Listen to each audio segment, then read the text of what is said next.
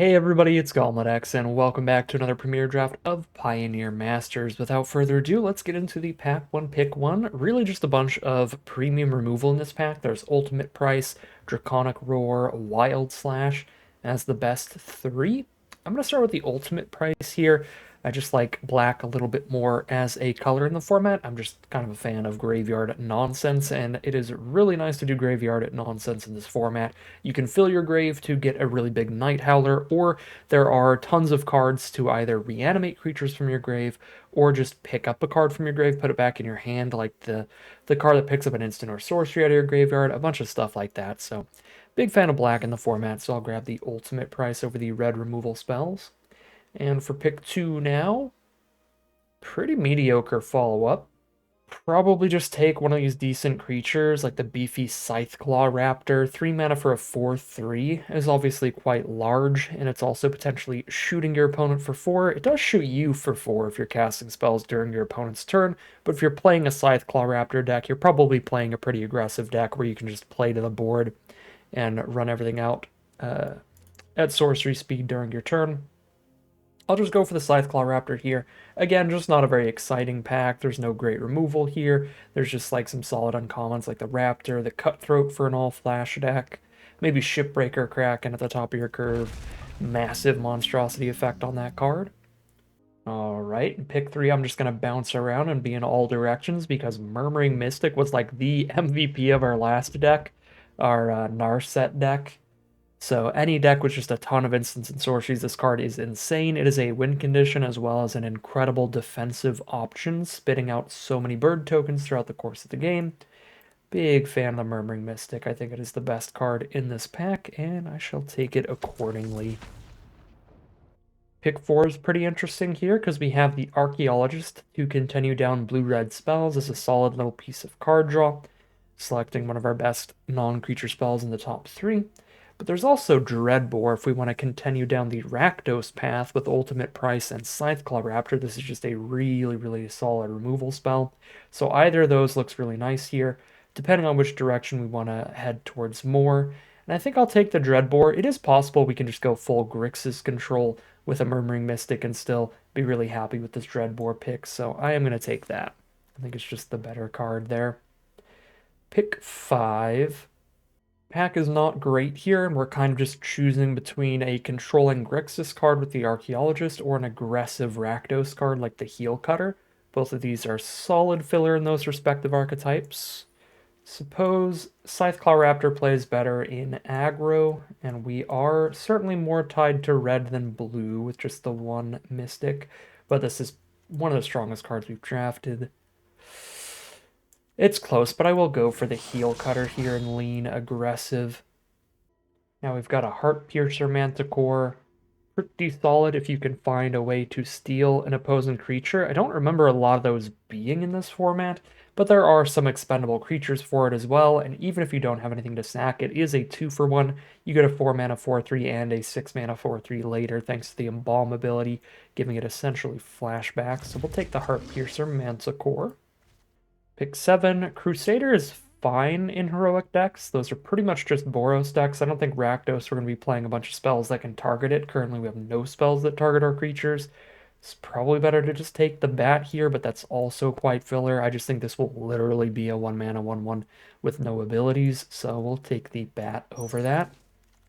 Pick 8, we have some mana fixing options. The Izzet Guildgate for going strictly towards blue, or the Pilgrim's Eye could splash us for anything. Not that it's a super good piece of fixing for just your average deck, but you just need a couple synergies to make this card super worth it, and I think that being able to sack it to throw a damage at any target is already a little bit of synergy, so I'm going to go for the Pilgrim's Eye over the Izzet Guildgate. It's also more flexible. Technically, we might end up splashing a different color than blue, and if that's the case, then Pilgrim's Eye is going to help us where the Izzet Guildgate doesn't do anything. Here's another Heart Piercer Manticore, but there's also Draconic Roar this late still. Just 2 mana instant, 3 damage to a creature. I think we gotta just take the Roar over the Manticore, but the Manticore is fine. Pick 10. I suppose Dragon Mantle is one of the decent, like, red heroic enablers if we had taken that Crusader. But I'm not super high on the card in general. I'll just take a Coom Warrior. It's really just for heroic stuff.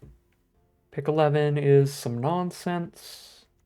Really unlikely to be blue-green, green-white, any kind of ingot rampy deck. So I'll take the Sungrace Pegasus just in case Boros becomes a thing.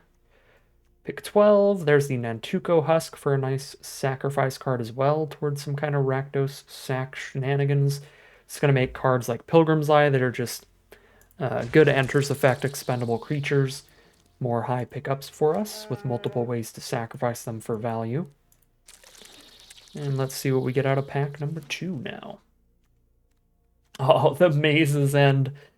Super, super funny win condition for a Gates deck. If you manage to get 10 or more Gates with different names on the battlefield, you win the game. An incredibly slow win condition, but a really fun one. Not going to be for this Rakdos deck. We'd have to like pack one, pick one that, or just already be in Gates and manage to open that. So that's a little sad. It's actually extremely sad because this pack is really bad when it comes to the Rakdos cards. Really, the only cards I like in this pack are Clear Shot and like Fall of the Hammer for Boros. Can still use Fall of the Hammer in here, but without the heroic cards to trigger off of it, it's not the most exciting. And it's a bit more inconsistent than like an Ultimate Prize, a Dreadbore, even a Draconic Roar as a removal spell. We could take Sanitarium Skeleton, but like pick wanting a Sanitarium Skeleton feels so wrong, even with multiple sack cards. I don't know. Just not a great pack to open there. This is much more our speed. There's a Dreadbore, there's a Wild Slash, there's a Possessed Scab if we go for that Grixis Splash, getting some blue in here. Another Nantuko Husk as well, just a really good pack. I'm just going to go for the best removal, grab another Dreadbore. I am kind of extra partial to Dreadbore right now as well, just because the Planeswalker bonus sheet is still a thing at the time of recording. So there are going to be a lot of Planeswalkers potentially showing up in the rare and mythic slots. I think every draft I've played of this format so far, I've played against at least, or I guess not at least, but on average, like 2 or 3 Planeswalkers a draft. It is rough out there if you don't have ways to interact with Planeswalkers. So I like the Dreadbore a lot for that. I also like Ruinous Path. Huge 2-for-1 removal if you draw late in the game, but even early, 3 mana destroy a creature Planeswalker is still a good deal. We're going to have just excellent removal in this deck.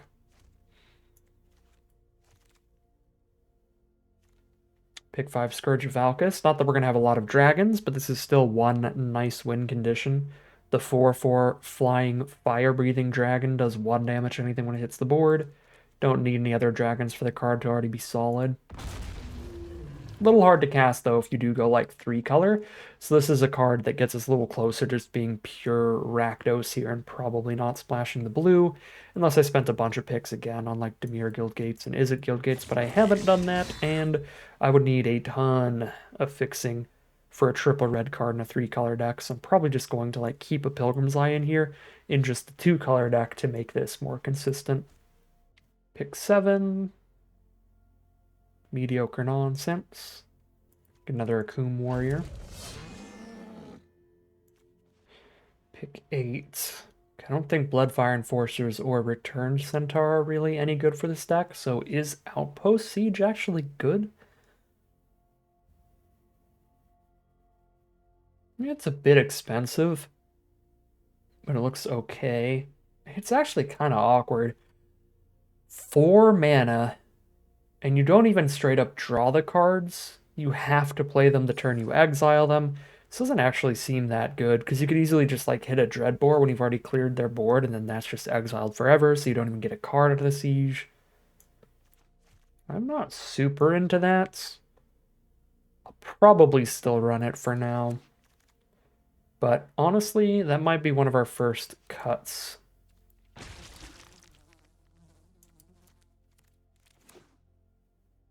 Get some guild gates to wheel, and it's possible we can do the blue splash. But I don't think it's going to be super necessary. All the Akoum Warriors and the whole draft pod to cut so many mountains. All right. Pack 3, pick 1. We have opened up Gear Crafter. This is one of the best sacrifice synergy cards to go with our Heart Piercer Manticore and our Nantuko Husk. Turn 3 Gear Crafter, turn 4 Manticore is pretty great. Then we can sack like the Gear Crafter to clear out a 2 toughness card on our opponent's board. I feel like that synergy kind of speaks for itself. That seems like a pretty big deal to where we can take that over solid mana fixing from Urborg, or like a Warhound for a decent aggro card, a Husk for another little sack card. Let's take that Gear Crafter. Pack 3, pick 2. Ooh, Blood Tithe Harvester. This card is a lot newer than most of the cards in the set, and as such, it is much more powerful, cause power creep. 2 mana, 3/2, plus a blood token, plus you use this as a -2/2 spell if you need to. Card is really good. Rimrock Knight, also a pretty great aggro card. I think that's better than another Nantuko Husk or a Furious Rise here. We do need to up our just good aggressive creatures in this deck. We've already got tons of great removal. Let's start getting the aggro to try to put pressure on our opponent and actually end the game. And Rimrock Knight and Blood Tithe Harvester are a really good couple picks towards that.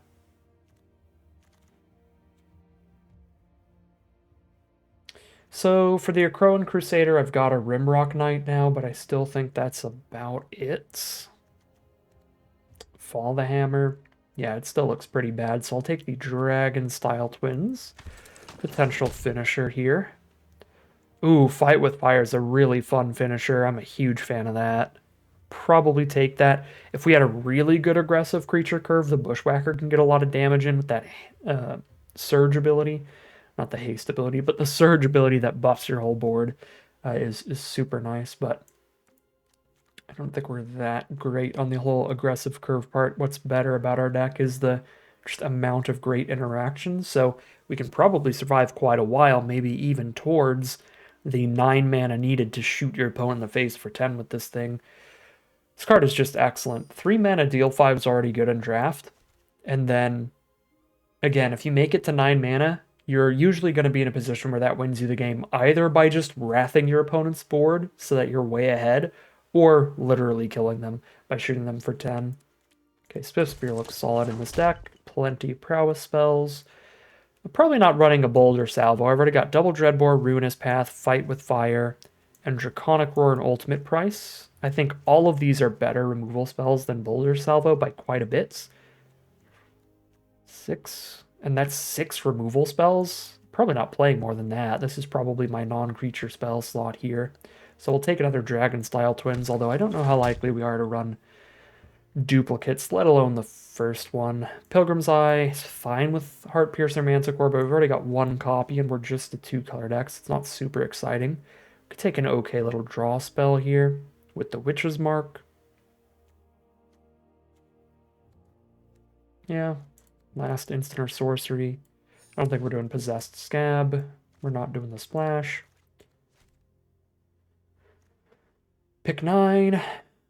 Just some splash cards. Lampet's just real inefficient, real bad, so we take Evolving Wilds. Probably trying not to play Halo Scarab.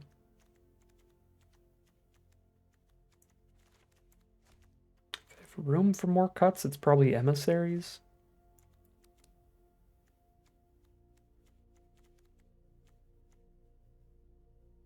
Hold up. Okay, so if I had a bunch of instant speed ways to sack Humble Defector, it does have a little combo there. But I have 2 sorcery speed ways to sack and 1 instant speed way to sack.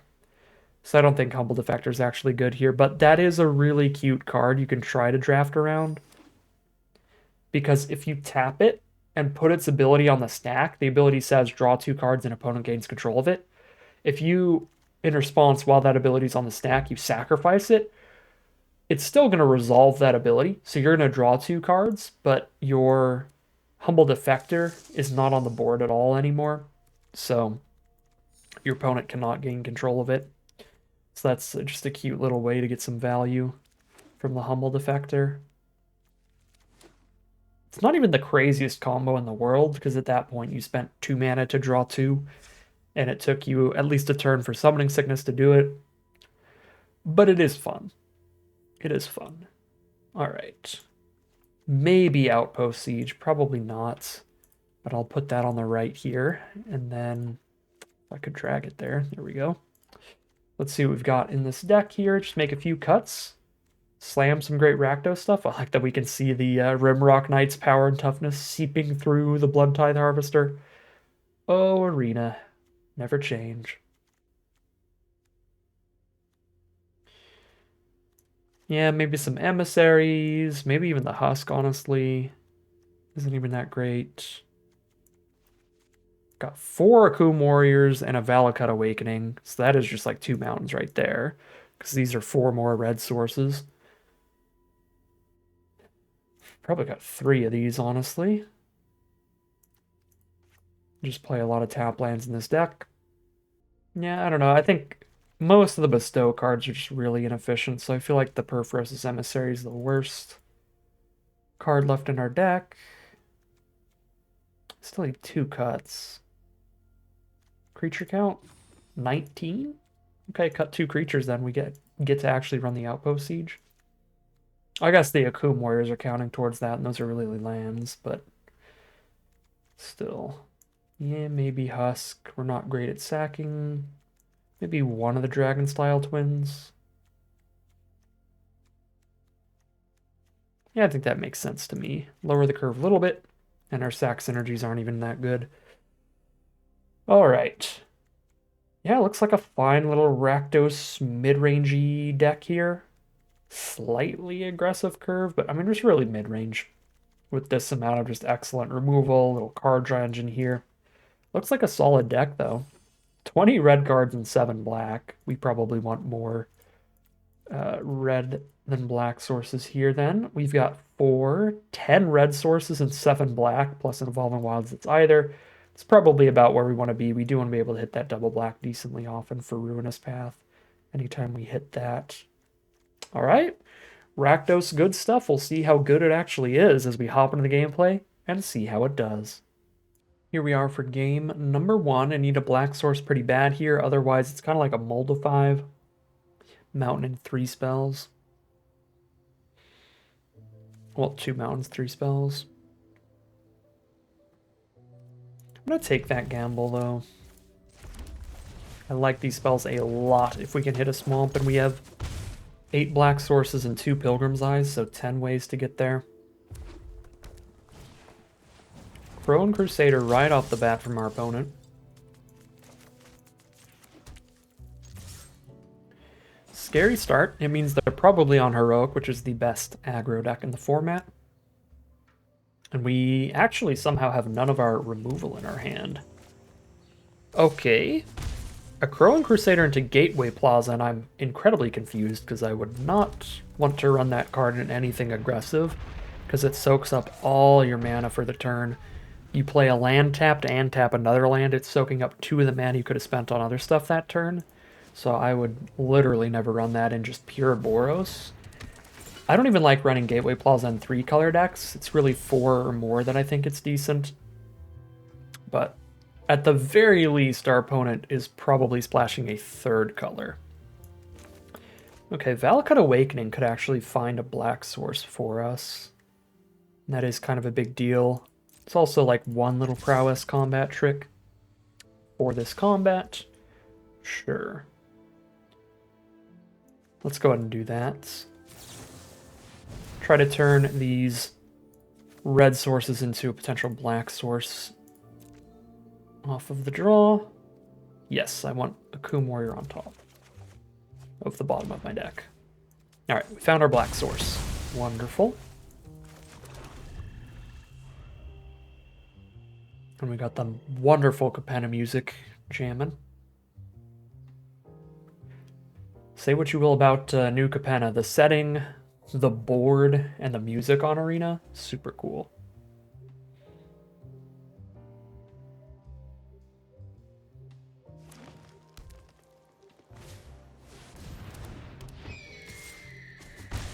Yeah, so they are at least 3 colors, maybe even more. That's natural Naya now, green, white, and red, plus the Gateway Plaza. So certainly a Bit of a strange...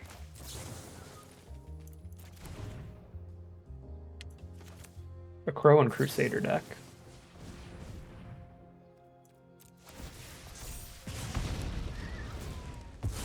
Get that Syndicate Messenger value, get their little 1/1 Spirit.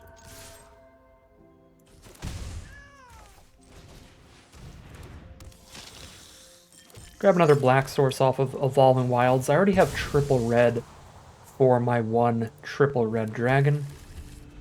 So let's get our double black for our one double black removal spell. There's the Dragon Mantle for the Crow and Crusader, but once again, Dragon Mantle in a 3-color deck? Not going to get a ton of fire breathing out of that. I have seen just as strange before. People love the Mantle.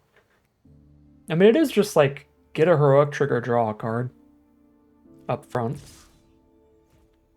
So they could be running it mostly for that.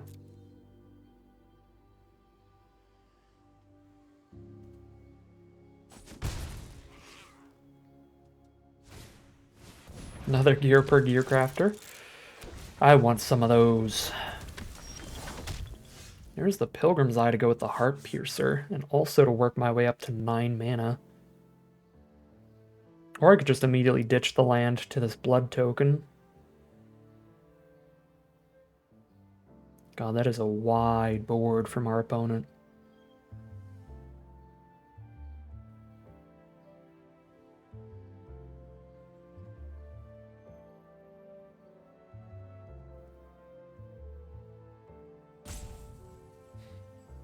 Do I Harvester this Crusader? Get rid of their potential 3/1 here.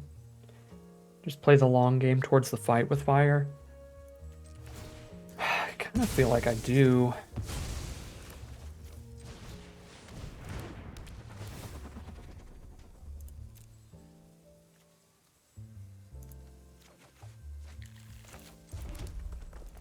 Three mana away.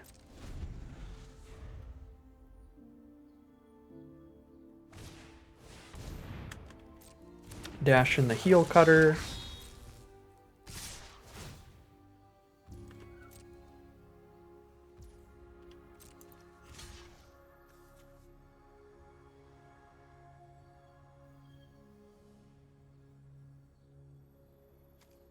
I think I have to just stop the maximum amount of damage immediately. Go to 10.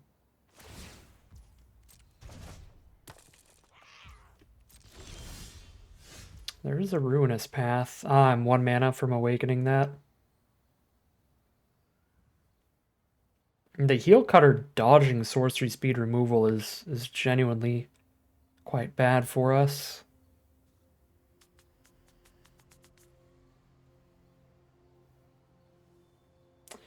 I have to just fight with fire, kill a flyer, kill a flyer. God, they're just like all tokens though. Our 1-for-1 removal looks so bad in this matchup. Because I can't deal with the one creature that matters way more than the rest, because it's sorceries all.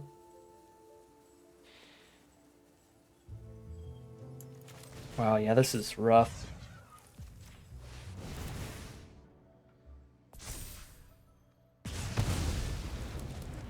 They deal 5, they kill me in 2 swings here. Maybe I should have killed their Swift Spear over this flyer, because that could theoretically deal more than 1 on a swing.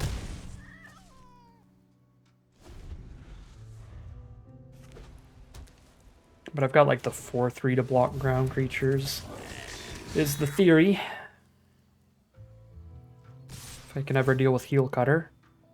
I do have some instant speed removal in this deck. I've already spent 1 of them, but I've got an ultimate price still in there somewhere. Ultimate price could save us. That does not do it. But it's certainly better than a land.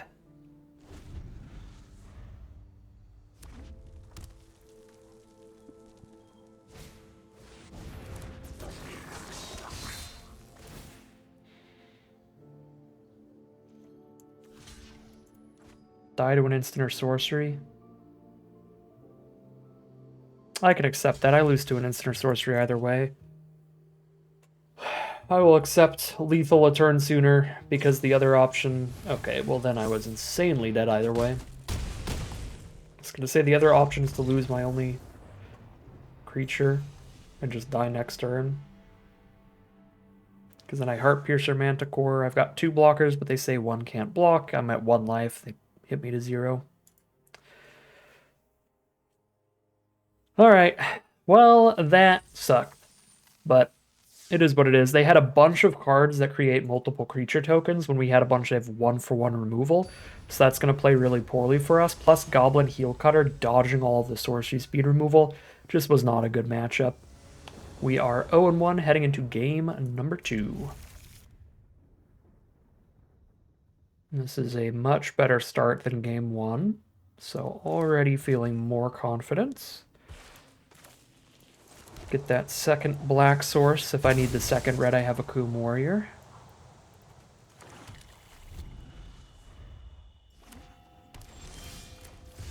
Oh yeah, this is so much better. We have the Gearcrafter Manticore combo now. There's the Pilgrim's Eye to make sure we have the mana for the Heart Piercer Manticore soon. This also means I'll have the mana to extort things in the future.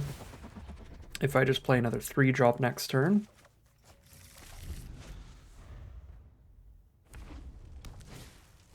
An axe and some mead. Well, against the heroic deck, I am pretty happy to just stop them from doing any heroic nonsense with that. So I'm going to blow it up before they have any mana untapped for the, like, give it protection from a color kind of spells.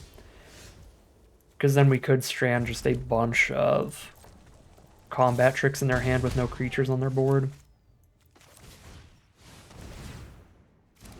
Our poor Basilicus creature has extorted absolutely nothing, but on the plus side, that means we've been insanely mana efficient this game. There's Outpost Siege on cons. That's the card draw, right? Yep. Are they just dead, though? 6, 7, 8 damage.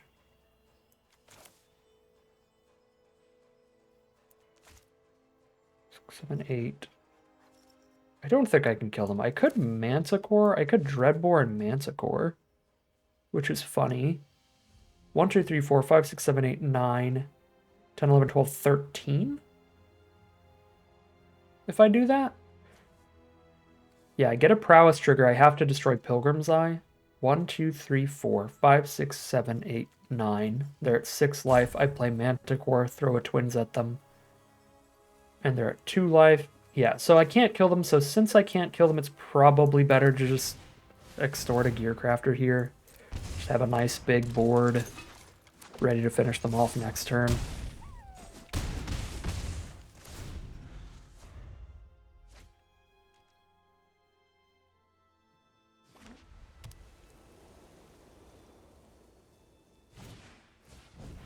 There's Dragon Mantle. Draw a card. Try to find like a full-on board wipe at this point. It's pretty unlikely for Boros to have. They do have a Sphere of Safety. Costs me 2 mana to attack them with a creature, but I can just attack them with the Dragon-style Twins, spend the 2 for that. So, kind of the polar opposite of the first game. I mean, that game was even worse for our opponent than the first game was for us. But it was a rough matchup for them because they are a Boros heroic deck, and they started with their really good heroic card and probably did have like a lot of combat trick sort of stuff in hand there with the way things played out. So just destroying that creature while they're tapped out before they can use any of their combat tricks just keeps them way behind. So yeah, rough draw for our opponent and a really good curve out from us. So we are 1-1 heading into game number 3. All right.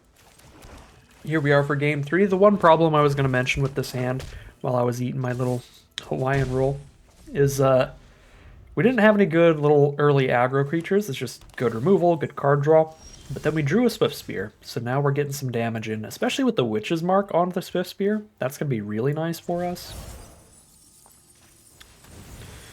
What do I discard here, though? Probably Pilgrim's Eye. Akum Warrior's doing the whole 50-50 thing. I've got my double black already. Actually, no, I guess I keep Pilgrim's Eye. I'm going to discard Akum Warrior. Uh-oh. Triple black. And another Pilgrim's Eye. Now I really wish I discarded the first Pilgrim's Eye. Alright, cool. We do the thing. Just keep everything out of the way. Keep getting prowess damage in. With these Pilgrim's Eyes, we can definitely make it to 7 mana to awaken a 4/4 with our Ruinous Path. Clear the board and get a big threat down soon enough. Ooh, I could... It's tempting. I could just keep the pressure on them. Hit them for another 3, keep this board clear. But Awakening Ruinous Path does feel like it'll be very good.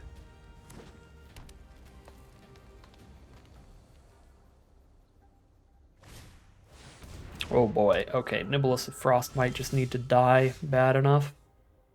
Whenever you cast an instant or sorcery, tap a creature and stun it for a turn. I'm only 1 turn away from the Awakened Ruinous Path, though. But I have a feeling we're not going to have many untapped creatures next turn. We'll see.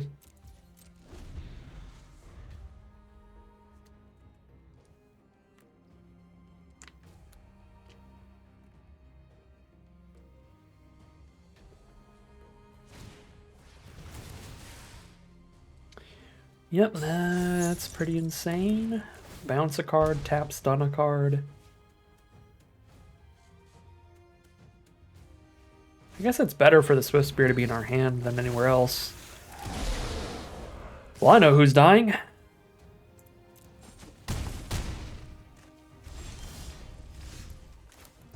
Now we really need to draw removal for the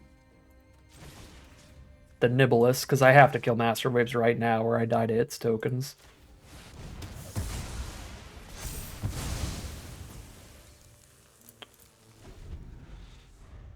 I probably should have poked for one, right? Because they play any instant or sorcery, and I can't chump anyway. No instants or sorceries, let's go. I lied. Actually made the right play. Alright, Heelcutter Awakening, now is your time to shine. It's kind of a perfect hand for you. Because the hand sucks. Give me a fresh one. I don't care about the order. There we go. Oh, Heelcutter, you say? 4, 5, 6, 7, 8, 9, 10. 10 is not 12, and the crackback is really threatening. 1, 2, 3, 4, 5, 6, 7 on board. 1 combat trick could end us, 1 burn spell could end us.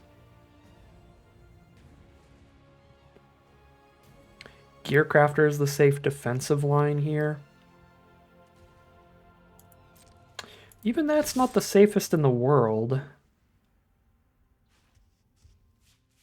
Because the Nibelus's ability to stun things. But we'll see. We're super likely to lethal them just dashing out Heelcutter next turn anyway.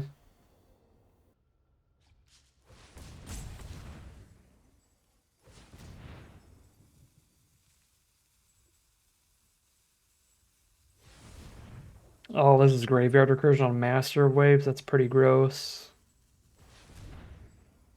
They keep looking at their grave. Just what I'm concerned about. Oh, it's Treasure Cruise. Okay, that's not as bad. Still pretty bad with that Nibelist on board. Where my other 6 removal spells? I've already spent 2 of them, so there's 5.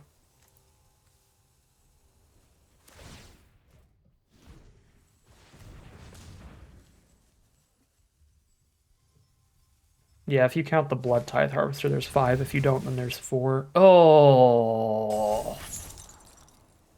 Oh wait, they anchored my flyer, my token, instead of anything else. So I win. Okay. Actually, I think I win there no matter what, but it would have been worse for me if I had to redraw something here. It would have felt worse, because I was really hoping to draw removal, but then I guess they still attacked so aggressively I don't need to draw removal. Alright, Goblin, Heelcutter, MVP, both in our loss and our wins here. Got completely crushed by that card, and now we completely crushed with it, and we are 2-1 heading into Game 4. Alright, here we are on the draw for Game 4. Very reasonable hand here.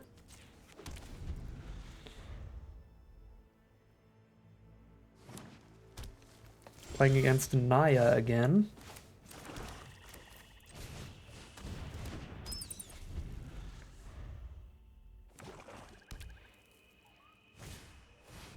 District Guide from our opponent. So this is full-on 5-color gates, probably. They have 4 colors on the board already, and they're just casting more mana fixing.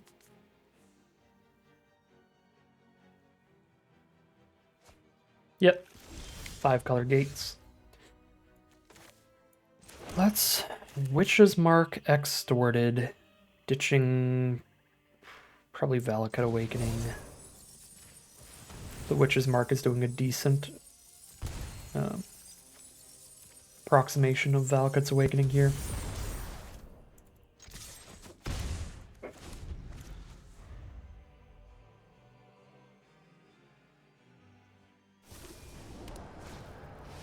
Dragmangler, sure. Hello, Dragon Style Twins.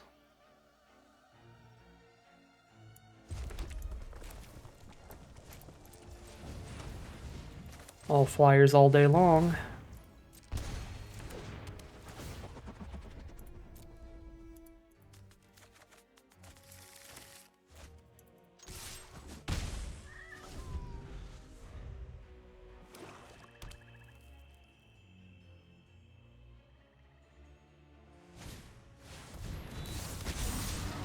This is really aggressive for a gate stack. Sadly, the Dragon Style Twins are not actually dragons. Believe it or not.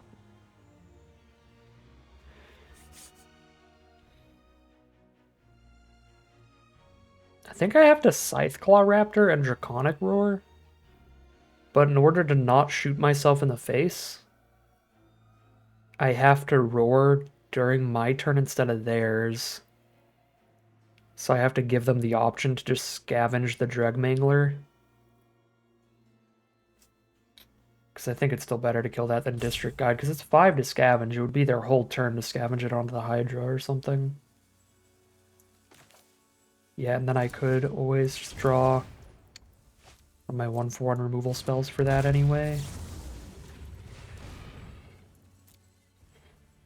If they spend the turn scavenging onto the Hydra, then they just hit me for 6. The other thing doesn't hit me. I crack back for 6 minimum. Heelcutters as well. I can cast both Heelcutters. I lethal them if they scavenge here. If they scavenge and then attack. So I think this play is correct. Okay, so they don't scavenge. They have a Savage Punch. They've got 8 on board. Probably just lose then to the Gigantic Hydra. Maybe not. We did hit the Dreadbore. That's a maybe not right there. Unextorted Dreadbore. So that I can have a blocker up. Because if I extort and then I don't have a blocker up, they just scavenge onto the District Guide and attack for 5 and I die.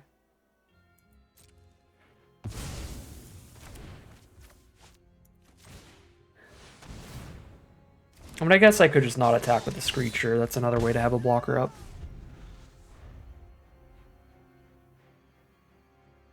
But this really feels like a race here. They've got more cards in hand than me, so I think I need to just somehow cheese in lethal ASAP. Got a +2/+2 combat trick in like a 5-color deck. If they've got a combat trick in 5-color, whatever, you got me. Okay. Okay. 1, 2, 3, 4, 5, 6, 7, 8, 9 off of the extort. Oh, it's so close. It's so close, but not lethal. 1, 2, 3, 4, 5, 6, 7, 8, 9 from the extort ping.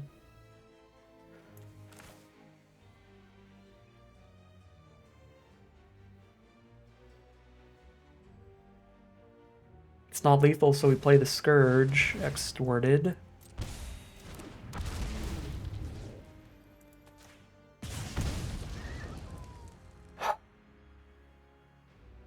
I have another Heelcutter, so they're definitely dead next turn. So we play this little safe at 3 and hold up 2 blockers, so they can't just removal spell one of these and kill me with Gate Colossus. Yeah, if they removal spell one of these, the other has to chump, and then I just extort out a Heelcutter and hit for exact lethal. 6 damage.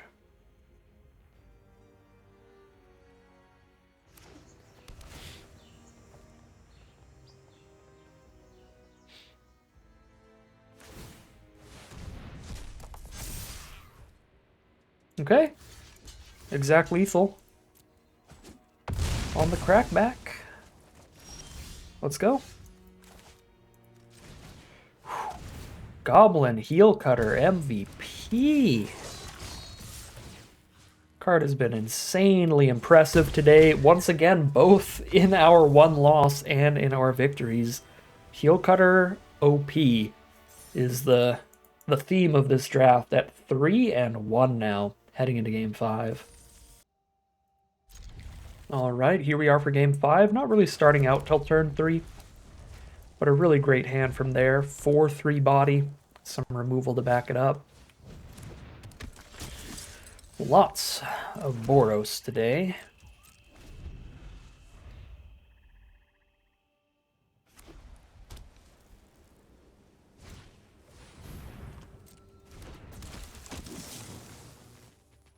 Oh, right. Right, there is a restriction on ultimate price, isn't there? I can't blow up the 10th District Legionnaire. It's a little tragic.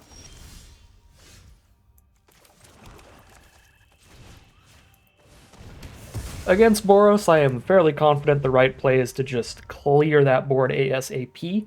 Maybe ultimate pricing the Crusader was still pretty aggressive, but we definitely kill that 10th District Legionnaire while they're tapped out. Want to kill all their good heroic targets.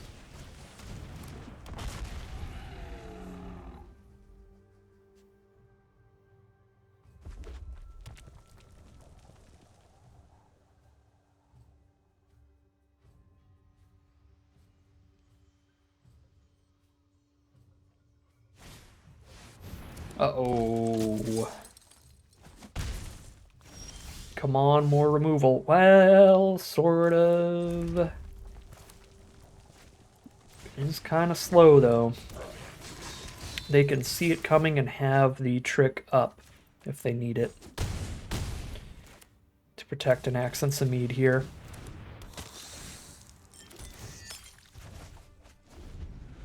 Our -2/-2 effect is just face up on the board here. They know it's coming, they know to hold on to anything that targets an Accents of Mead to give them just one more toughness and save them from it. And there you go, now they don't even have to hold anything up, because it's got a permanent +1/+1 buff from the Wicked Roll. Alright, we're gonna get demolished by an Accents of Mead. If we don't find one of our Dreadbores now, which is a little tragic. I still think we definitely played it right, just Ruinous Pathing the Legionnaire before they do anything else. This card is just so good and heroic. Like, they Witch's Mark a Legionnaire, it's already a 4/4. It goes so crazy so fast. And the Ruinous Path was the only removal spell we cast that could have cleared out an Accents of Mead. Obviously, they're also multicolored. So I don't think there was a lot we could do up to here differently. I could have ultimate price the Ardenvale instead of the 1/1, but I was being mana efficient in the early turns. And I could also have top decked perfectly, like so. Although I'm a little concerned about the fact that I'm at 7.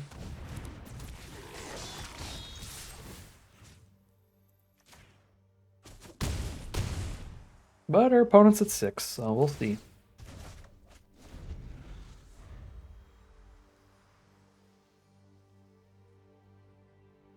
Maybe I should have played this tapped. It's pretty unlikely we'll want to hard cast it next turn, and next turn's probably going to be the most important turn coming up. Ooh, double Crusader. Do they have a double targeting trick here too? Wow. Okay, I guess that only technically targets one card, but it does buff the whole board. Oh my god, no. Oh, I lose for not playing the Akum Warrior? Tapped? Yeah, that's on me. I was thinking about it for a second. I was like, are we really going to get enough turns that hard casting this will matter? I think the only way it could matter is if I draw another like 3 mana spell and I want to dash this and do a 3 mana spell. So I probably should have played this tapped, and then because I started thinking that there it comes, there's the 3-drop. Alright, punted it away there. Should have just played that as a land that last turn, because it was way more likely we just draw anything for 3 mana that could affect this last turn. That game was extremely unlikely to go on for more than one turn at that point, so just getting that mana at the ready would have been the difference between a win and a loss on that. 3-2 it is. Alright, here we are for game number 6. Very nice start here. No good beat stick, and so we'll top deck it.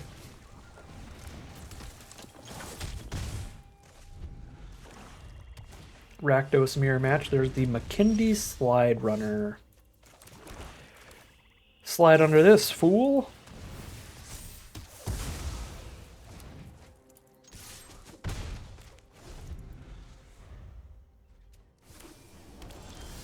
Cool.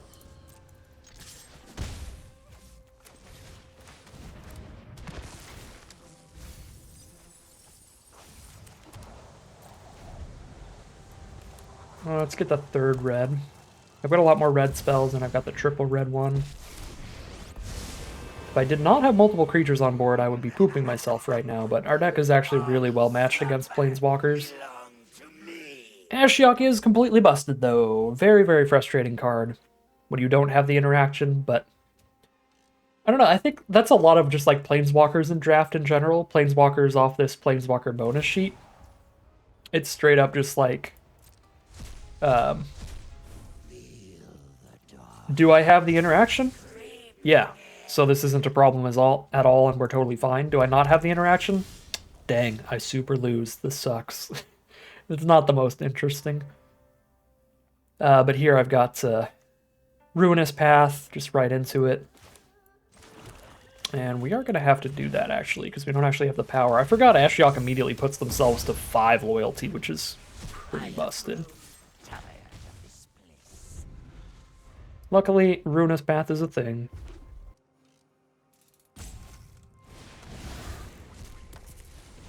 Clear that out with a Fight with Fire. It's not immediately necessary to do so, though, so I'm going to get a better board first and then clear it out.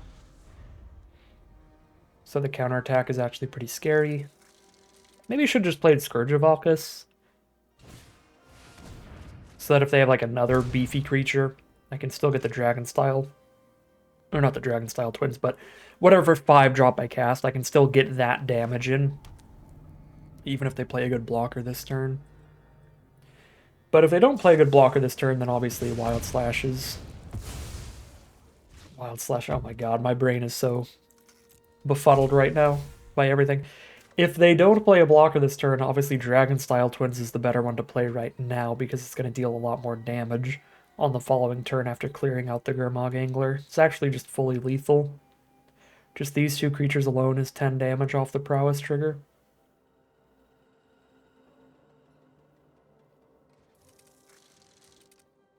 Alright, they've got a single black mana up. We'll see if that is enough to not die here.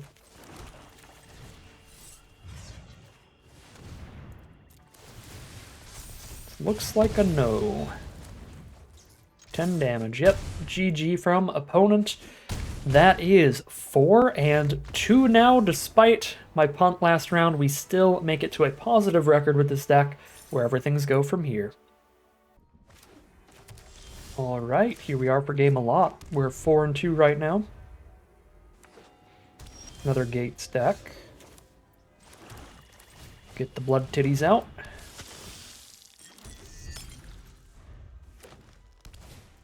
District Guide has arrived. They have every color but blue.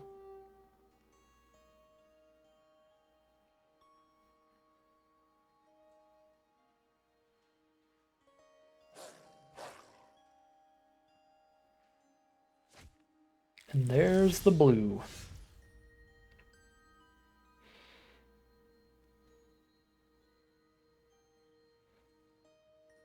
Witch's Mark for just insta damage here does not feel bad.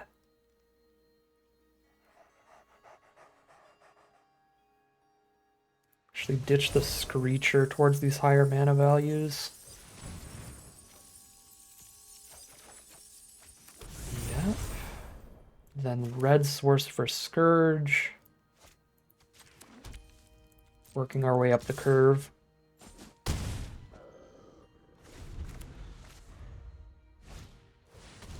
Necromancer, that is insanely bad. They get a 2/2 zombie every time a human dies. Luckily, this is an elf, not a human.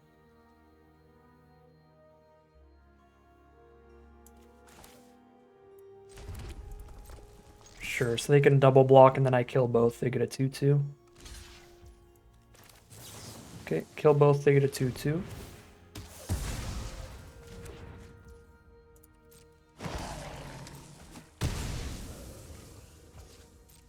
Could use the blood token here because I have nothing else to use my mana on, but I like everything in the hand right now. Okay, 4/4 flying elf. Poke me for 2 probably, yep. That's where Heelcutter comes in pretty clutch if I want to do that. Although now I can just Dreadborn Raptor. Feels even better. Setting up for a pretty insane Heelcutter next turn with 8 power on the board.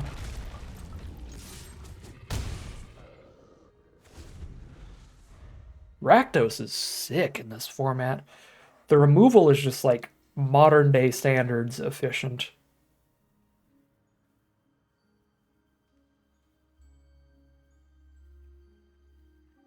Meanwhile, like White's removal in this format's really bad, the compulsory rest thing.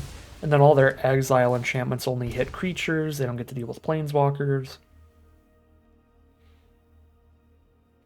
Blue has a bunch of mediocre bounce. I feel like Rakdos has all the like real solid removal.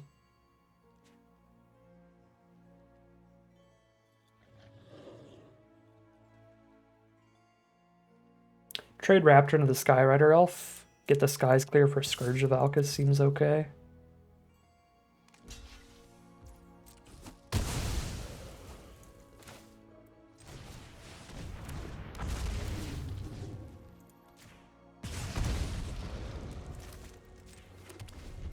Play the tap land here.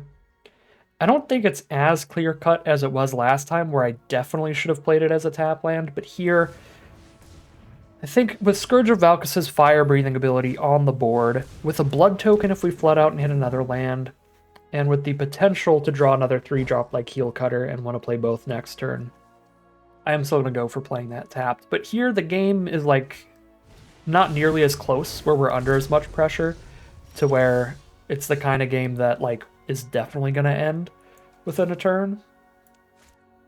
It just could. I don't think I can lethal here. Does this only have flying? Yeah, it only has flying. Can shut it off as a blocker, but then the Heelcutter gets blocked. I can Fire Breathe this to make it 4, 5, 6, 7, or I can Rimrock double Fire Breathe, which is 1, 2, 3, 4. So 8, which is not 10, obviously. It's probably Heelcutter. Get them super low and Rimrock Knight to clear something out.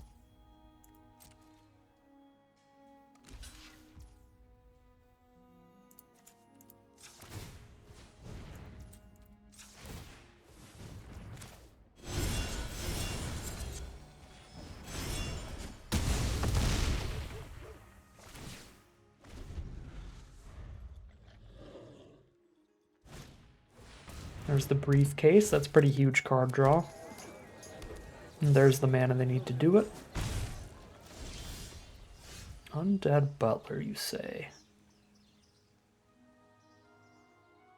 Honestly, not terrible, just as a chump attacker already. So deal with Soulflayer. Next turn they tap out. Draw 3.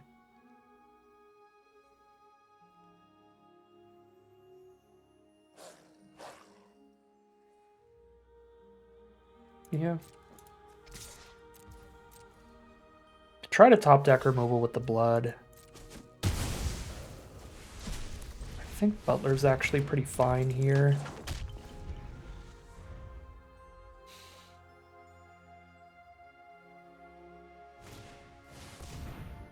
They just drew a better draw 3. That's funny. Draw 3 plus play an additional land. Less color restrictive as well, so they have better mana up. Okay, we would have drawn Gear Crafter.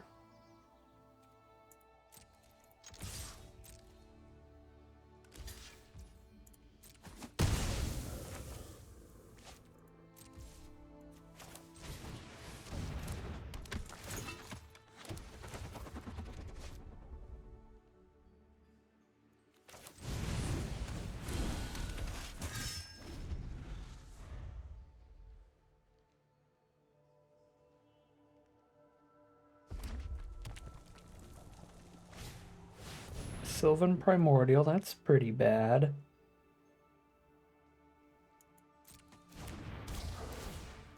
Would I rather lose the blood token forever or cycle a Butler out? I'd probably rather crack it and get rid of the Butler than lose it forever. Digging for removal. So it also stops them from getting a forest out of the deck. Well, that was a mistake. Kill, trade, go to 1 life.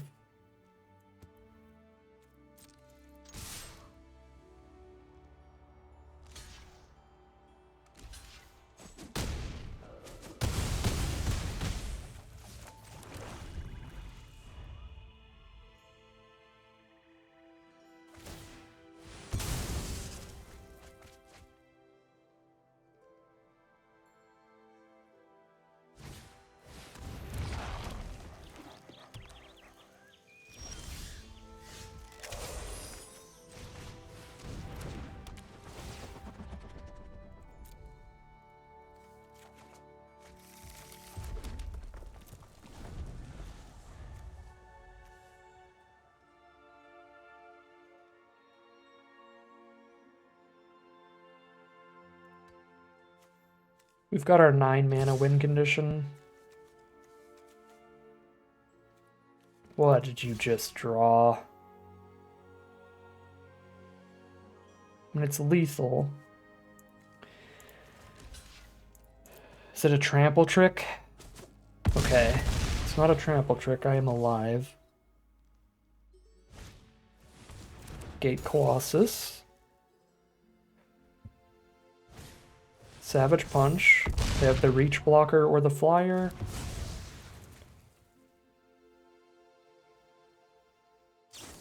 They have double removal.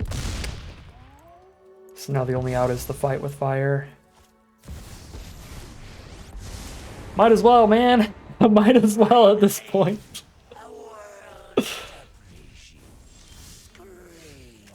I have no dragon on boards. This does not kill my opponent.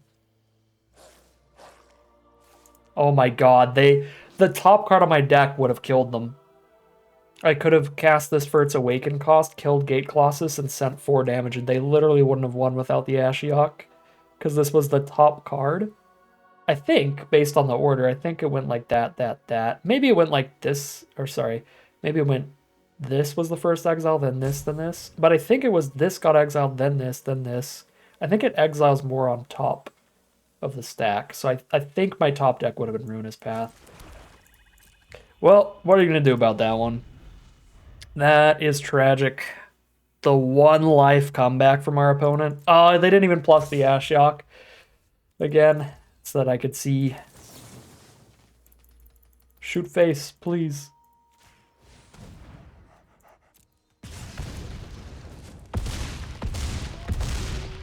That's a frustrating loss, but if you want to look back at what we could have changed, we should be 5-2 right now. We should have played our Akum Warrior tapped in our second loss. That was 100% on us, and that is the big learning point for us in the future.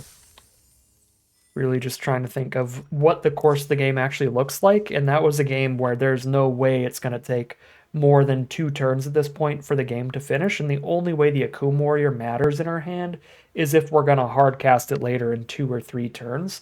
There isn't going to be 2 or 3 turns in that game, so we just should have played it tapped in case we hit another 3-drop, and of course, got punished for it. We did hit another 3-drop, and it did cost us the game there, so we should be 5-2 right now. Not super unhappy with how I played that last loss there. It just happens. Pretty unlucky in the end game. I think we pushed just about all the damage we could have. Maybe I missed 1 point of damage somewhere, and that was our difference in lethal. But I think the general game plan was fine in that. Yeah, I like this deck a lot. Sad to see it go 4-3, but that is certainly a bit of user error. It should be 5-2 or better right now, and there's no telling what matchups we'd have in the future. Maybe this could have been a potential 7 winner. I think the deck actually played out strong enough. This Rakdos mid-rangey aggro stuff actually does seem really good. I mean, their removal is just some of the best in the format. Dreadbore is so good. Ruinous Path is really, really good. And you have really efficient beat sticks like Blood Tithe Harvester and Scytheclaw Raptor. It's just a really sweet color pair in the formats. But that is 4-3. Our prizes are going to be 1,400 gems and 3 packs, and that is going to end today's video. I do want to mention before I end today's video that it is Christmas week. Happy holidays, everybody.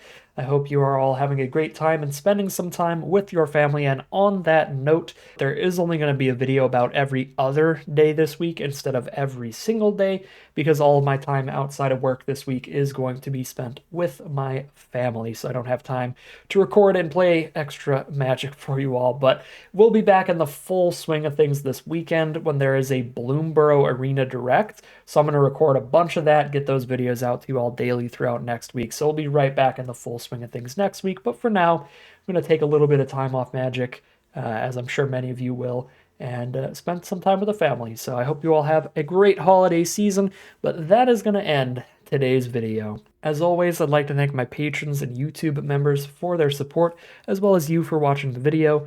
If you enjoyed it and you're interested in seeing some more, you can always like, comment, and subscribe to tell the YouTube algorithm to send you some more in your recommended feed.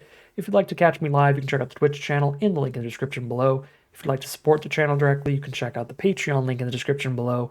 And other than that, as always, thank you very much for watching, and I'll see you again soon for some more Magic Arena.